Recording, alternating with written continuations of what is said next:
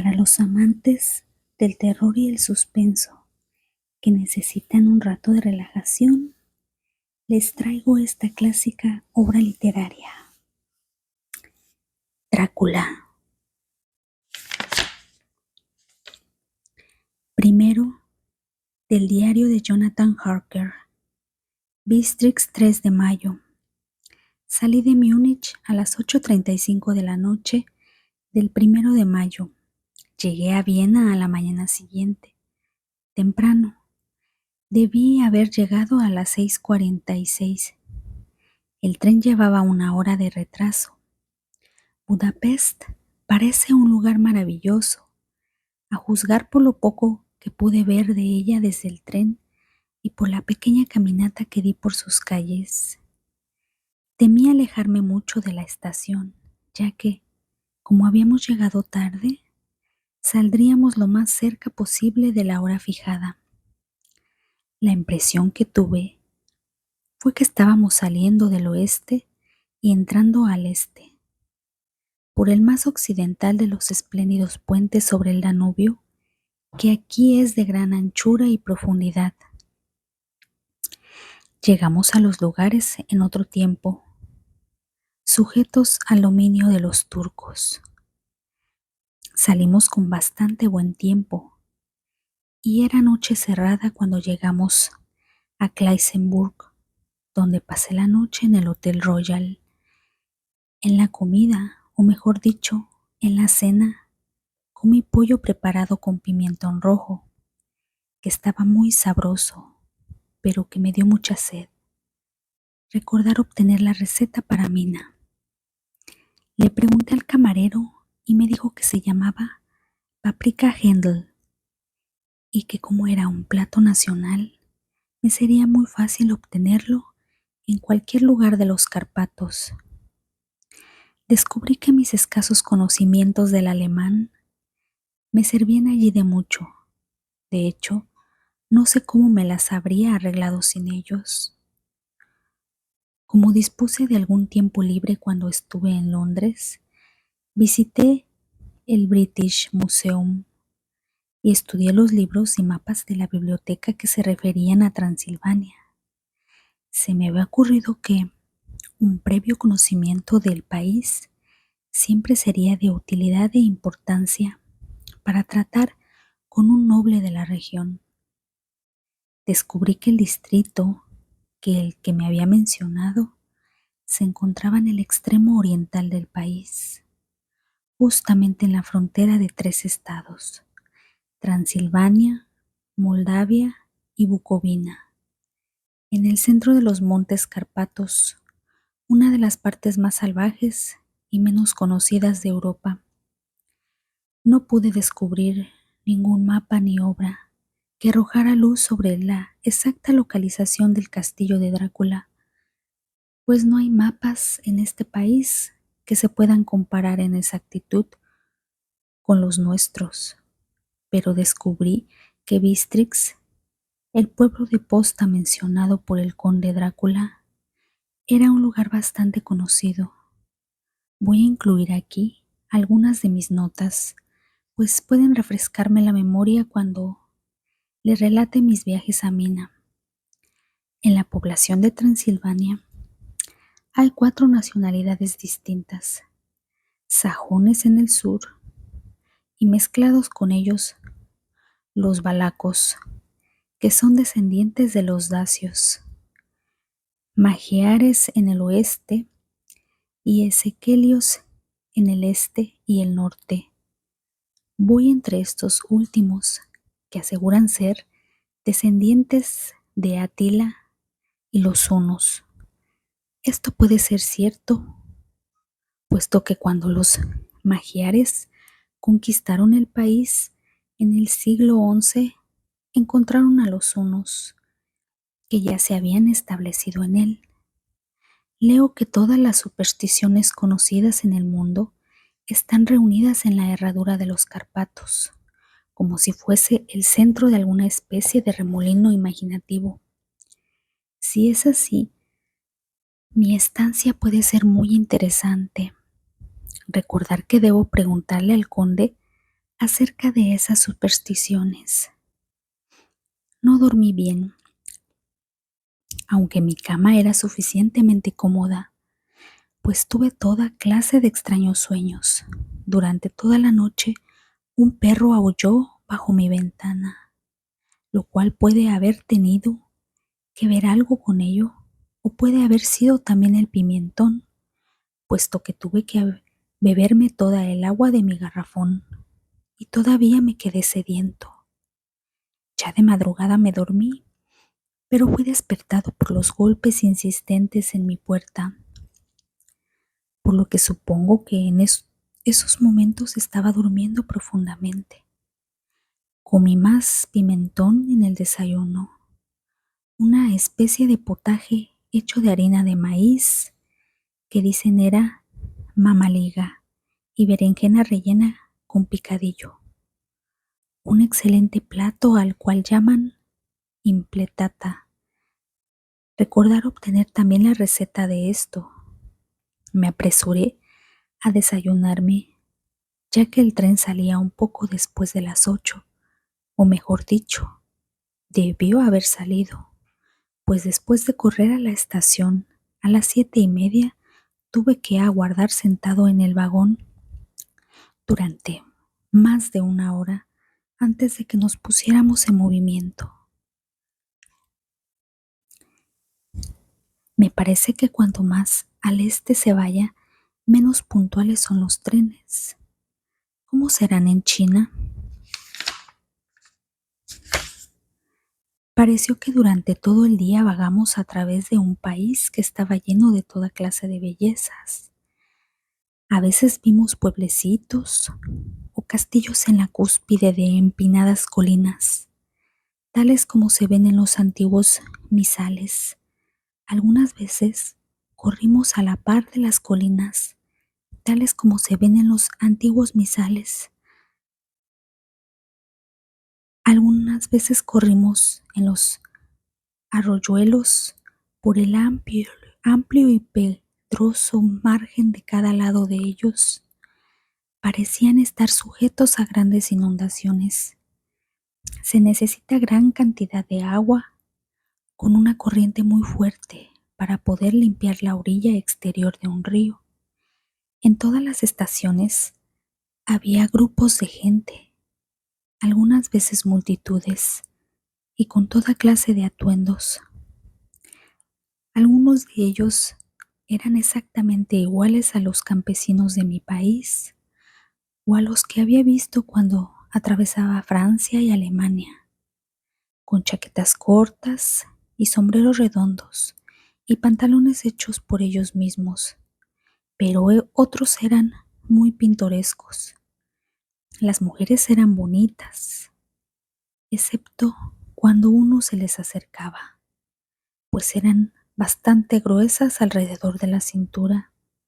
Todas llevaban largas mangas blancas y la mayor parte de ellas tenían anchos cinturones con un montón de flecos de algo que les colgaba como en los vestidos de un ballet, pero por supuesto que llevaban enaguas bajo ellos.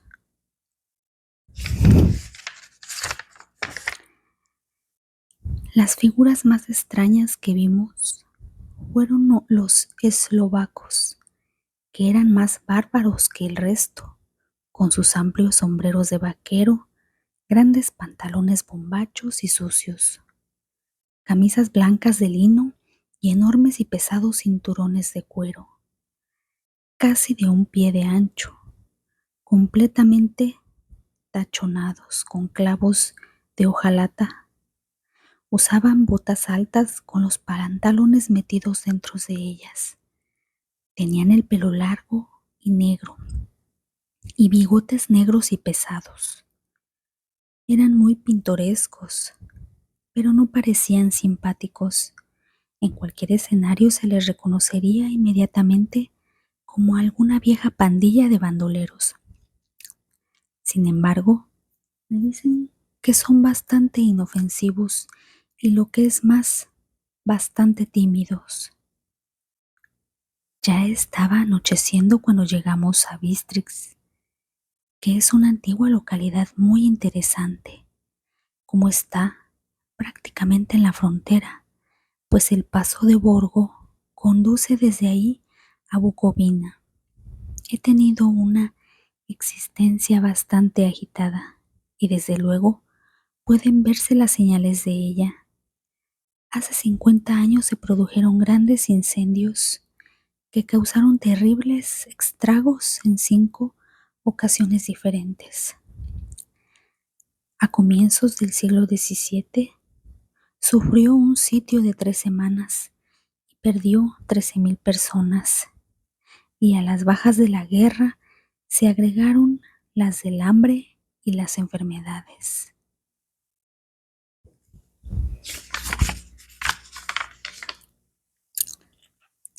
El conde Drácula me había indicado que fuese al Hotel Golden Crown, el cual para mi gran satisfacción era bastante anticuado, pues por supuesto yo quería conocer todo lo que me fuese posible de las costumbres del país. Evidentemente me esperaban, pues cuando me acerqué a la puerta me encontré frente a una mujer ya entrada en años, de rostro alegre, vestida a la usanza campesina, ropa interior blanca con un doble delantal por delante y por detrás de tela vistosa, tan ajustado al cuerpo que no podría calificarse de modesto. Cuando me acerqué, ella se inclinó y dijo: ¿El señor inglés? Sí, le respondí, Jonathan Harker. Ella sonrió y le dio algunas instrucciones a un hombre anciano en camisa de blancas mangas que la había seguido hasta la puerta. El hombre se fue, pero regresó inmediatamente con una carta. Mi querido amigo, bienvenido a los Carpatos. Lo estoy esperando ansiosamente. Duerma bien esta noche.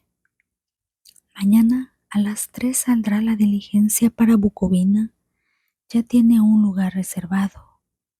En el desfiladero de Burgo, mi carruaje lo estará esperando y lo traerá a mi casa. Espero que su viaje desde Londres haya transcurrido sin tropiezos y que disfrute de su estancia en mi bello país. Su amigo Drácula. 4 de mayo.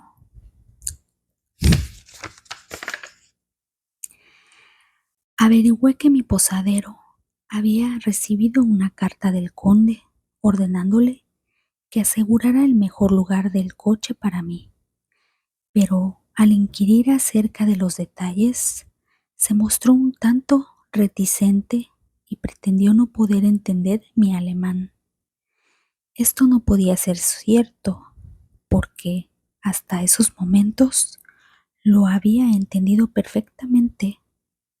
Por lo menos respondía a mis preguntas exactamente como si las entendiera.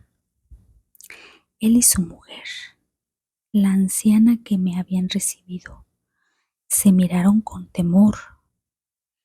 Él murmuró que el dinero le había sido enviado en una carta y que era todo lo que sabía.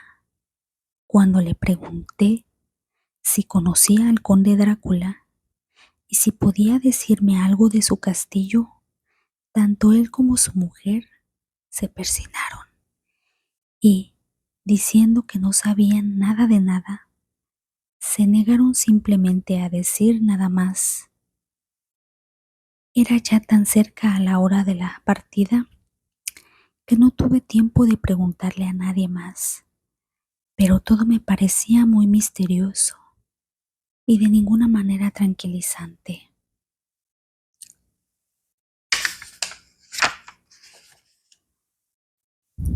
Unos instantes antes de que saliera la anciana, subió hasta mi cuarto y dijo con voz nerviosa: ¿Tiene que ir? Oh, joven señor, ¿tiene que ir?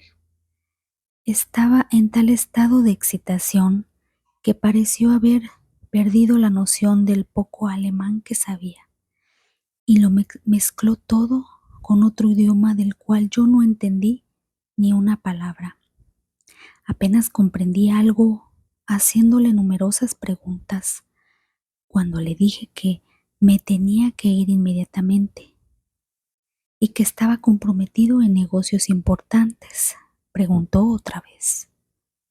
¿Sabe usted qué día es hoy? Le respondí que era el 4 de mayo. Ella movió la cabeza y habló otra vez. Oh, sí, eso ya lo sé, eso ya lo sé. Pero, ¿sabe usted qué día es hoy? Al responderle yo que no le entendía, ella continuó. Es la víspera del día de San Jorge. ¿No sabe usted que hoy por la noche, cuando el reloj marque la medianoche, todas las cosas demoníacas del mundo tendrán pleno poder? ¿Sabe usted a dónde va y a lo que va? Estaba en tal grado de desesperación que yo traté de calmarla, pero sin efecto. Finalmente cayó de rodillas y me imploró que no fuera, que por lo menos esperara 1 o 2 días antes de partir. Todo aquello era bastante ridículo, pero yo no me sentí tranquilo. Sin embargo, tenía un negocio que arreglar y no podía permitir que nada se interpusiera. Por lo tanto, traté de levantarla y le dije, tan seriamente como pude, que le agradecía, pero que mi deber era imperativo y yo tenía que partir. Entonces ella se levantó y secó sus ojos y tomando un crucifijo de su cuello, me lo ofreció. Yo no sabía qué hacer, pues como fiel de la iglesia anglicana, me he acostumbrado a ver semejantes cosas como símbolos de idolatría, y sin embargo, me pareció descortés rechazárselo a una anciana con tan buenos propósitos y en tal estado mental.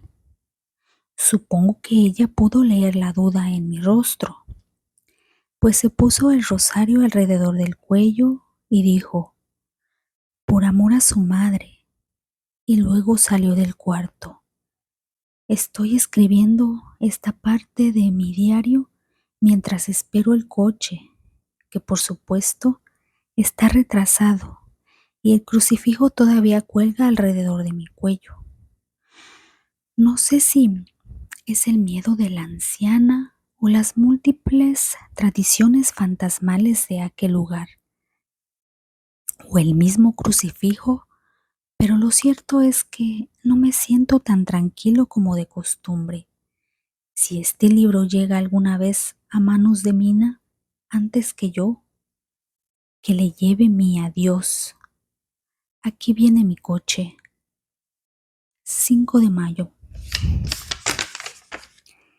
El castillo, la oscuridad de la mañana ha pasado y el sol está muy alto sobre el horizonte distante que parece perseguido.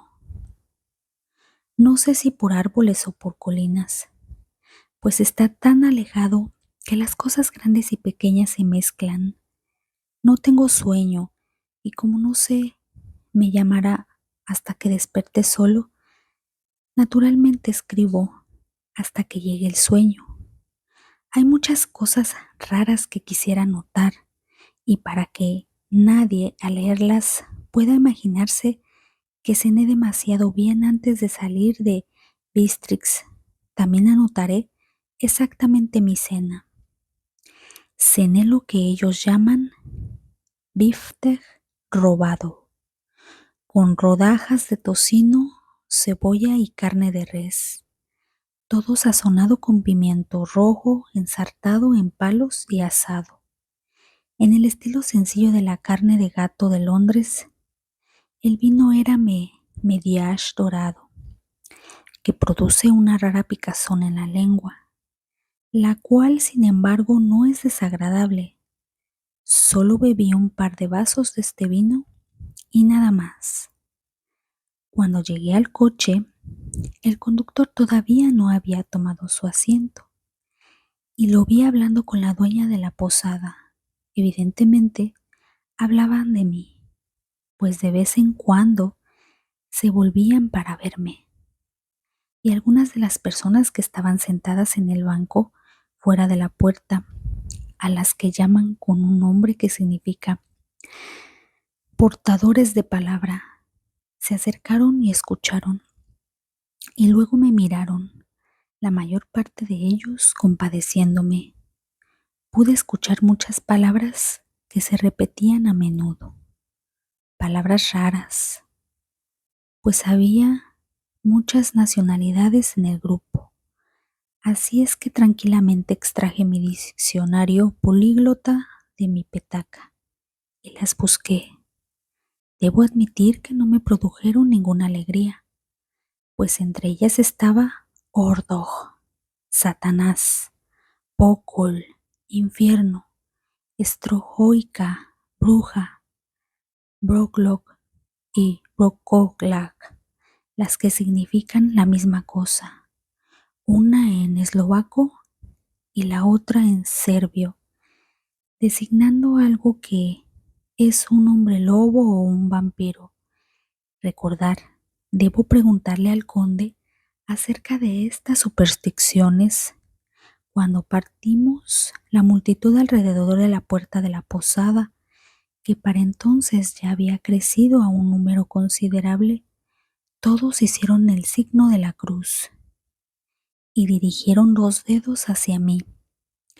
Con alguna dificultad conseguí que un pasajero acompañante me dijera qué significaba todo aquello.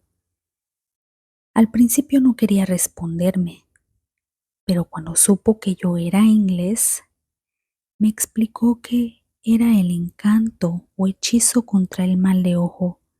Esto tampoco me agradó, mayormente cuando salía hacia un lugar desconocido con un hombre desconocido, pero todo el mundo parecía tan bondadoso, tan compasivo y tan simpático que no pude evitar sentirme emocionado.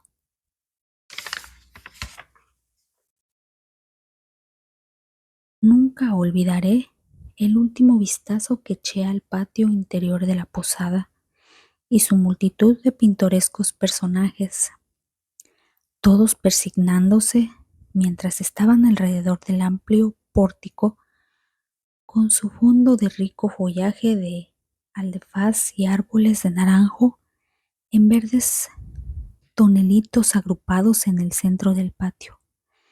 Entonces nuestro conductor, cuyo amplio pantalón de lino cubría todo el asiento frontal, ellos lo llaman gotza, fustigó su gran látigo sobre los 4 pequeños caballos que corrían de 2 en 2 e iniciamos nuestro viaje.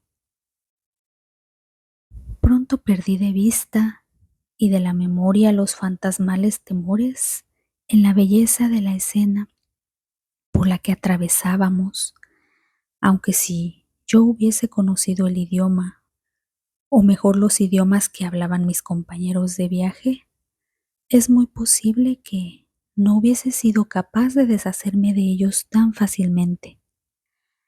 Ante nosotros se extendía el verde campo inclinado, lleno de bosques con empinadas colinas aquí y allá, coronadas con cúmulos de tréboles o con casas campesinas, con sus paredes vacías, viendo hacia la carretera. Por todos lados había una enloquecedora cantidad de frutos en flor, manzanas, ciruelas, peras y fresas, y a medida que avanzábamos pude ver cómo la verde hierba bajo los árboles estaba cuajada con pétalos caídos. La carretera entraba y salía entre estas verdes colinas de lo que aquí llaman Tierra Media, liberándose al barrer alrededor de las curvas o cerrada por los estrangulantes brazos de los bosques de pino que aquí y allá corrían colina abajo como lenguas de fuego. El camino era áspero, pero a pesar de ello, parecía que volábamos con una prisa excitante. Entonces no podía entender a qué se debía esa prisa, pero evidentemente el conductor no quería perder tiempo antes de llegar al desfiladero de Burgo.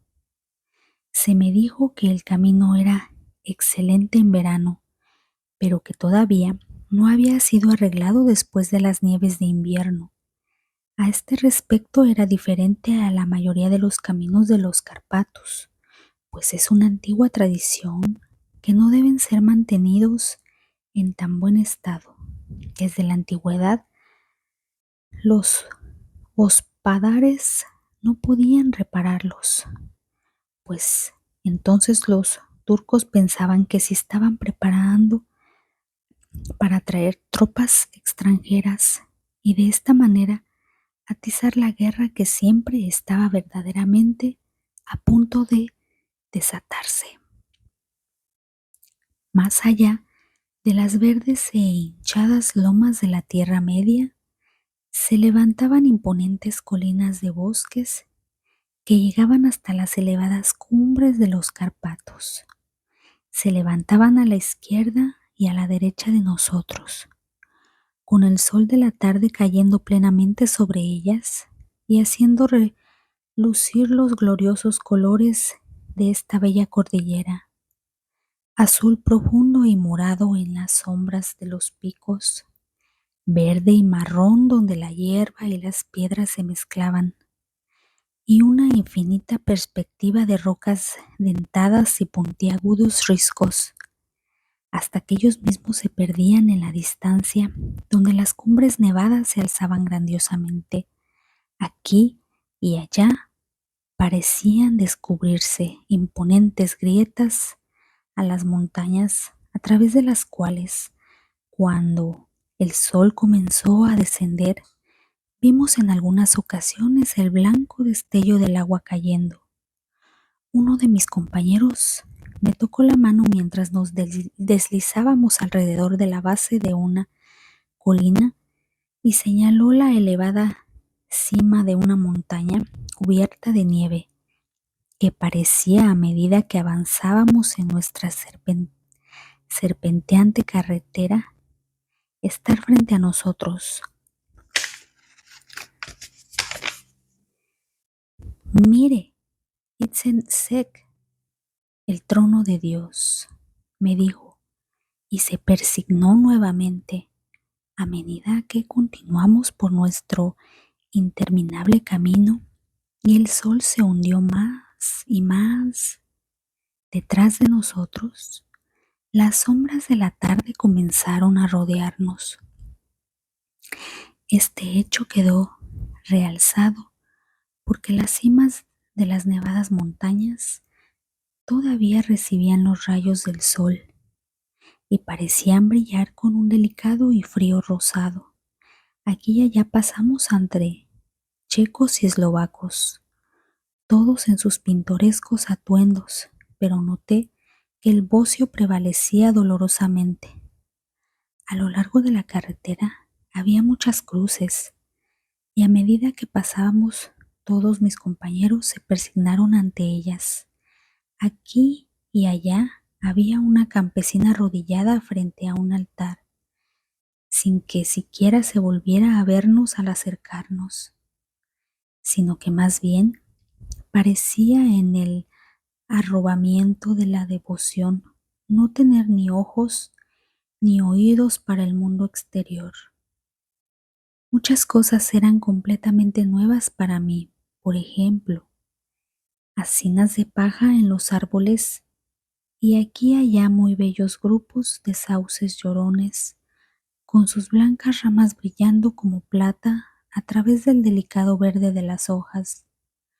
Una y otra vez pasamos un carromato, la carreta ordinaria de los campesinos con su vértebra larga culebreante, calculada para ajustarse a las desigualdades de la carretera.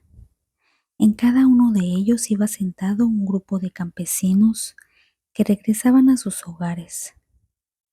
Los checos con sus pieles de ovejas blancas y los eslovacos con las suyas de color. Estos últimos llevaban a guisa de lanzas sus largas duelas con una hacha en el extremo. Al comenzar a caer la noche, se sintió mucho frío y la creciente penumbra pareció mezclar en una sola bruma la lobreguez de los árboles, robles, hayas y pinos, aunque en los valles que corrían profundamente a través de los surcos de las colinas, a medida que ascendíamos hacia el desfiladero, se destacaban contra el fondo de la tardía nieve de los oscuros abetos. Algunas veces, mientras la carretera era cortada por los bosques de pino que parecían acercarse a nosotros en la oscuridad, grandes masas grisáceas que estaban desparramadas aquí y allá entre los árboles producían un efecto lóbrego y solemne que hacía renacer los pensamientos y las siniestras fantasías engendradas por la tarde, mientras que el sol poniente parecía arrojar un extraño consuelo a las fantasmales nubes que entre los Cárpatos parece que vagabundean innecesariamente por los valles. En ciertas ocasiones, las colinas eran tan empinadas que, a pesar de la prisa de nuestro conductor, los caballos solo podían avanzar muy lentamente. Yo quise descender del coche y caminar al lado de ellos, tal como hacemos en mi país. Pero el cochero no quiso saber nada de eso. No, no, me dijo, no debe usted caminar por aquí. Los perros son muy fieros, dijo, y luego añadió, con lo que evidentemente parecía ser una broma macabra, pues miró a su alrededor para captar las sonrisas afirmativas de los demás. Ya tendrá usted suficiente que hacer antes de irse a dormir. Así fue que la única parada que hizo durante un momento sirvió para que encendiera las lámparas.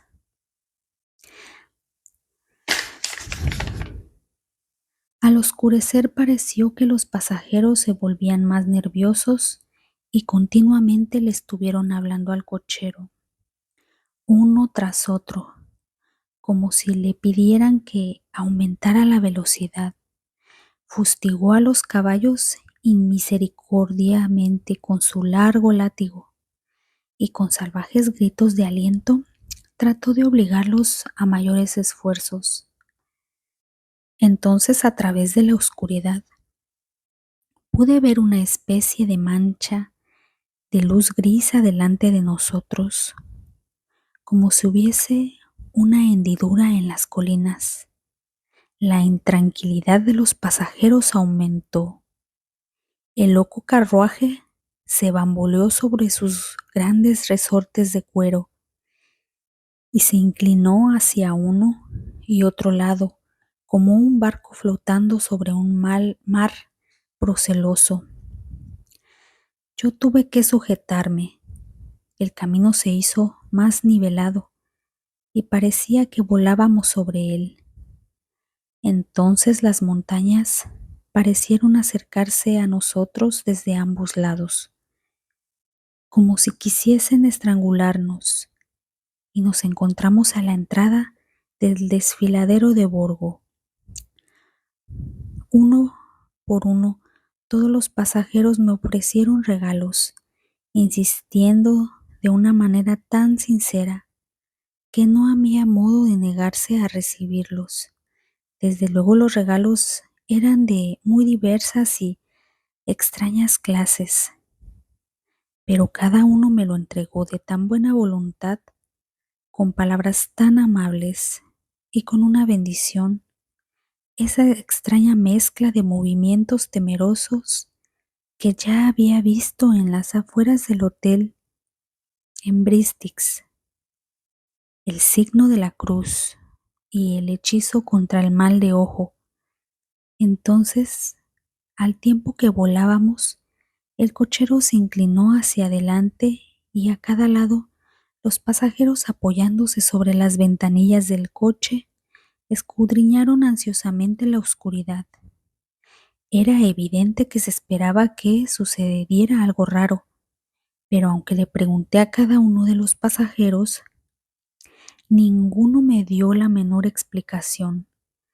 Este estado de ánimo duró algún tiempo y al final vimos cómo el desfiladero se abría hacia el lado oriental.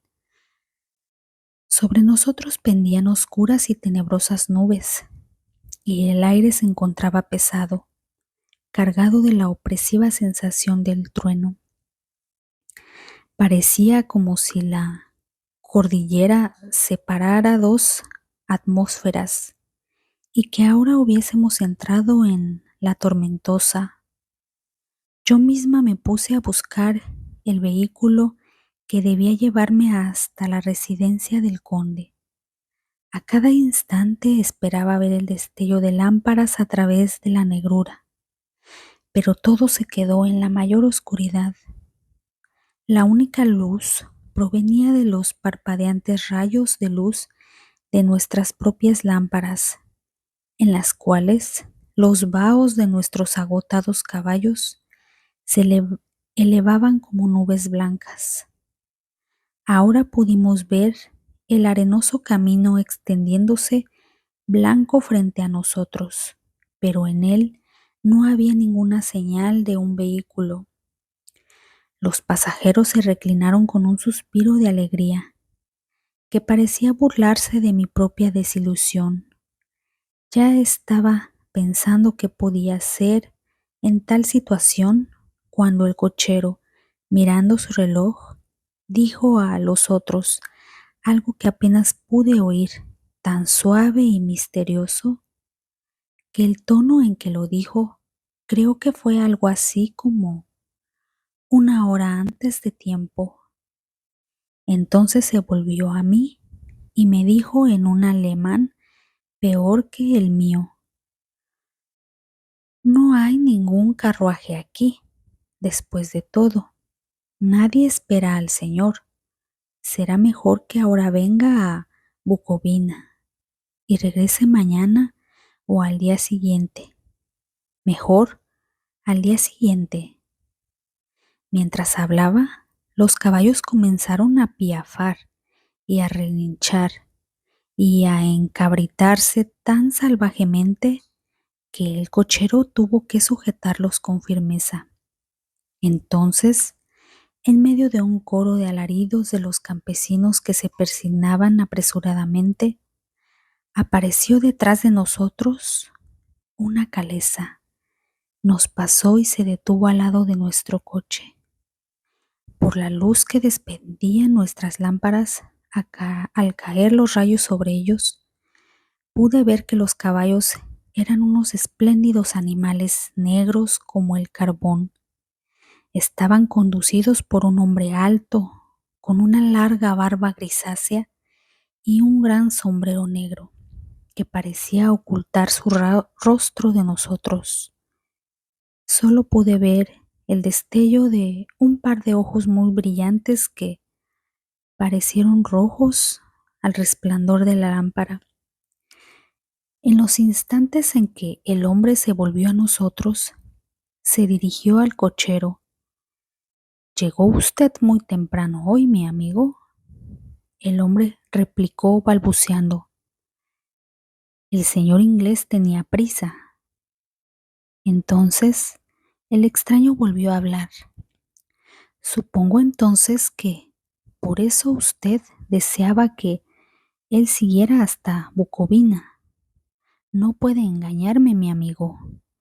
Sé demasiado y mis caballos son veloces».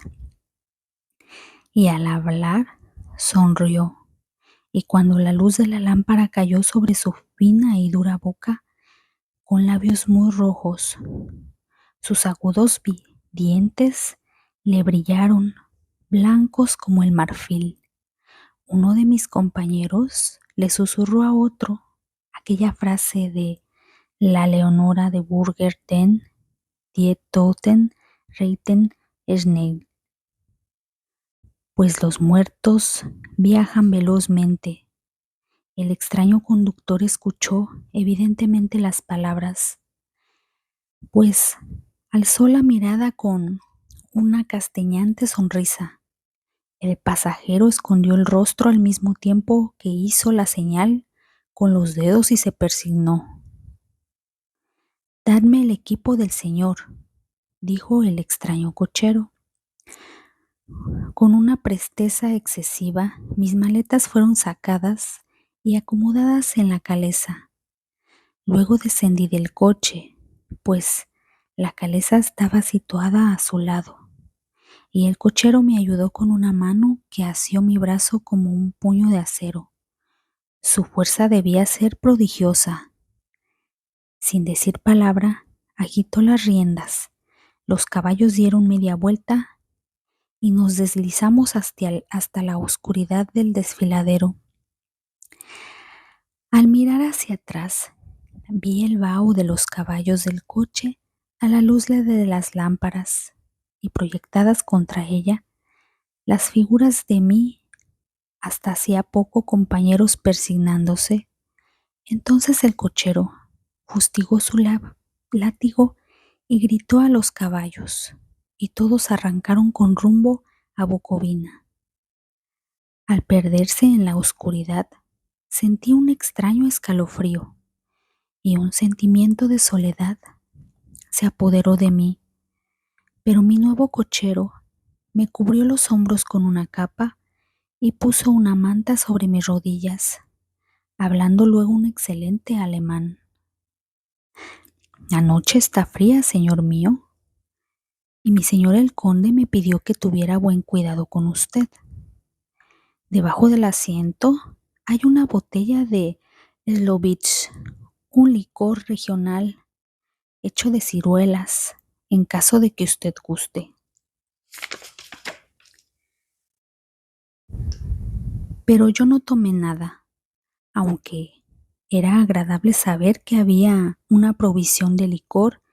Me sentí un poco extrañado y no menos asustado. Creo que si hubiese habido otra alternativa, yo la hubiese tomado en vez de proseguir aquel misterioso viaje nocturno. El carruaje avanzó a paso rápido, en línea recta. Luego dimos una curva completa y nos internamos por otro camino recto. Me pareció que simplemente dábamos vuelta una y otra vez sobre el mismo lugar. Así pues, tomé nota de un punto sobresaliente y confirmé mis sospechas. Me hubiese gustado preguntarle al cochero qué significaba todo aquello, pero realmente tuve miedo, pues pensé que en la situación en que me encontraba, cualquier protesta no podría dar el efecto deseado en caso de que hubiese habido una intención de retraso. Al cabo de un rato, sin embargo, sintiéndome curioso por saber cuánto tiempo había pasado, encendí un fósforo y a su luz miré mi reloj. Faltaban pocos minutos para la medianoche. Esto me dio una especie de sobresalto, pues supongo que la superstición general acerca de la medianoche había aumentado debido a mis recientes experiencias. Me quedé aguardando con una enfermiza sensación de ansiedad. Entonces, un perro comenzó a aullar en alguna casa campesina más adelante del camino.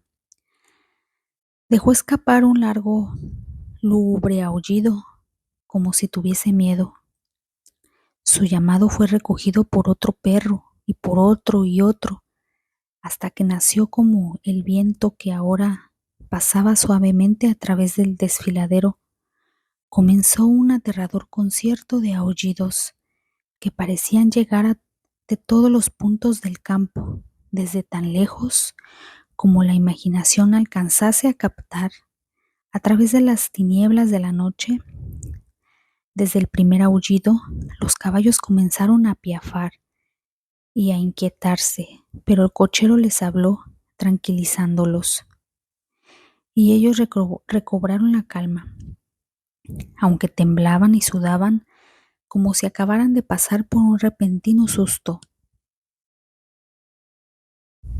Entonces, en la lejana distancia desde las montañas que estaban a cada lado de nosotros, llegó un aullido, mucho más fuerte y agudo, el aullido de los lobos que afectó a los caballos y a mi persona de la misma manera, pues estuve a punto de salir de la caleza y echar a correr, mientras que ellos retrocedieron y se encabritaron frenéticamente, de manera que el cochero tuvo que emplear toda su fuerza para impedir que se desbocaran. Sin embargo, a los pocos minutos mis oídos se habían acostumbrado a los aullidos y los caballos se habían calmado tanto que el cochero pudo descender y pararse frente a ellos.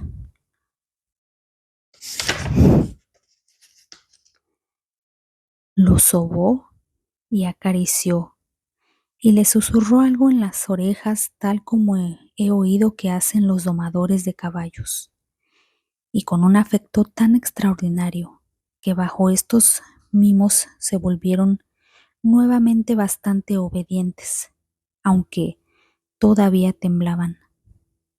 El cochero tomó nuevamente su asiento, sacudió sus riendas y reiniciamos nuestro viaje a buen paso. Esta vez, después de llegar hasta el lado extremo del desfiladero, repentinamente cruzó por una estrecha senda que se introducía agudamente a la derecha. Pronto nos encontramos obstruidos por árboles que en algunos lugares cubrían por completo el camino, formando una especie de túnel a través del cual pasábamos, y además de eso, gigantescos peñascos amenazadores nos hacían valla a uno y a otro lado. A pesar de encontrarnos así protegidos, podíamos escuchar el viento que se levantaba, pues gemía y silbaba a través de las rocas, y las ramas de los árboles chocaban entre sí al pasar por nosotros por el camino.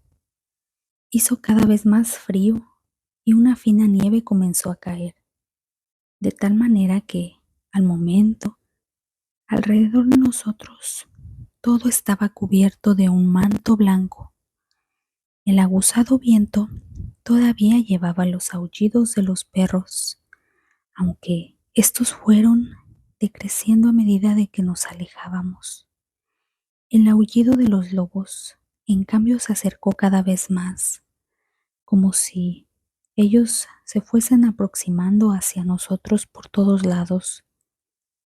Me sentí terriblemente angustiado y los caballos compartieron mi miedo. Sin embargo, el cochero no parecía tener ningún temor.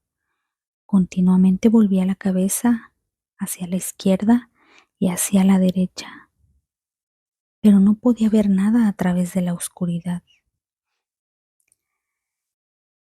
Repentinamente, lejos a la izquierda, divisé el débil resplandor de una llama azul. El cochero lo vio al mismo tiempo. Inmediatamente paró los caballos y, saltando a tierra, desapareció en la oscuridad. Yo no sabía qué hacer, y mucho menos debido a que los aullidos de los lobos parecían acercarse. Pero mientras dudaba, el cochero apareció repentinamente otra vez, y sin decir palabra tomó asiento y reanudamos nuestro viaje. Creo que debo haberme quedado dormido, o soñé repetidas veces como el incidente, pues este se repitió una y otra vez. Y ahora al recordarlo, me parece que fue una especie de pesadilla horripilante. Una vez, la llama apareció tan cerca del camino que hasta en la oscuridad que nos rodea pude observar los movimientos del cochero. Se dirigió rápidamente a donde estaba la llama azul. Debe haber sido muy tenue, porque no parecía iluminar el lugar alrededor de ella, y tomando algunas piedras, las colocó en una forma significativa. En una ocasión, fue víctima de un extraño efecto óptico, estando él parado entre la llama y yo, no pareció obstruirla, porque continué viendo su fantasmal luminosidad. Esto me asombró, pero como solo fue un efecto momentáneo, supuse que mis ojos me habían engañado debido al esfuerzo que hacía en la oscuridad. Luego, por un tiempo, ya no aparecieron las llamas azules y nos lanzamos velozmente a través de la oscuridad, con los aullidos de los lobos rodeándonos como si nos siguieran en círculos envolventes. Finalmente, el cochero se acercó más de lo que había hecho hasta entonces, y durante su ausencia, los caballos comenzaron a temblar más que nunca y a piafar y relinchar de miedo. No pude ver ninguna causa que motivara su nerviosismo, pues los aullidos de los lobos habían cesado por completo.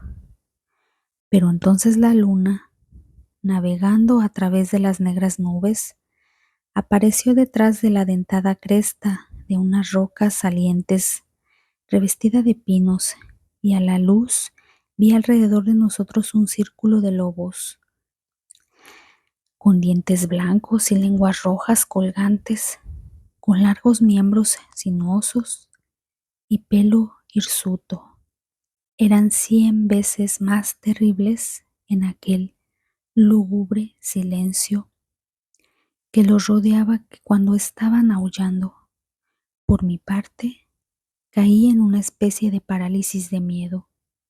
Solo cuando el hombre se encuentra cara a cara con semejantes horrores, puede comprender su verdadero significado.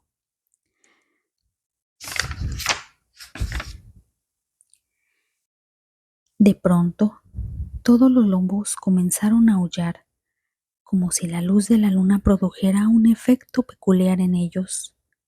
Los caballos se encabritaron y retrocedieron, y miraron impotentes alrededor con los ojos que giraban de manera dolorosa, pero el círculo viviente de terror los acompañaba a cada lado. Forzosamente tuvieron que permanecer dentro de él.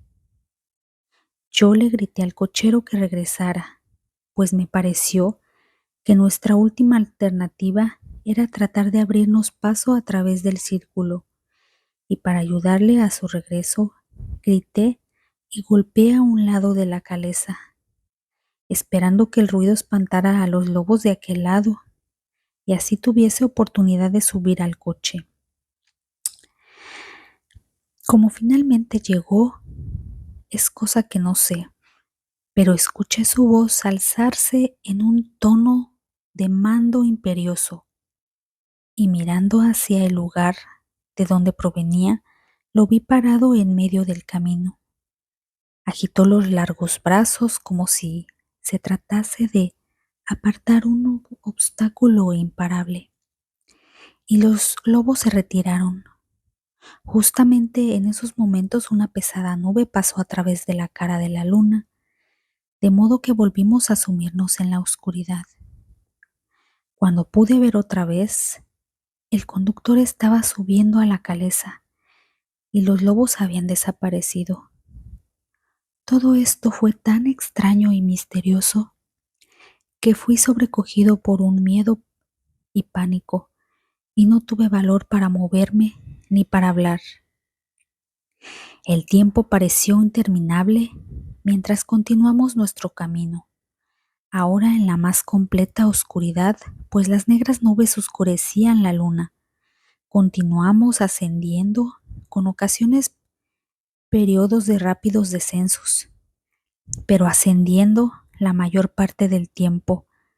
Repentinamente tuve conciencia de que el conductor estaba deteniendo a los caballos en el patio interior de un inmenso castillo ruinoso en parte, de cuyas altas ventanas negras no salía un solo rayo de luz, y cuyas quebradas murallas mostraban una línea dentada que destacaba contra el cielo iluminado por la luz de la luna.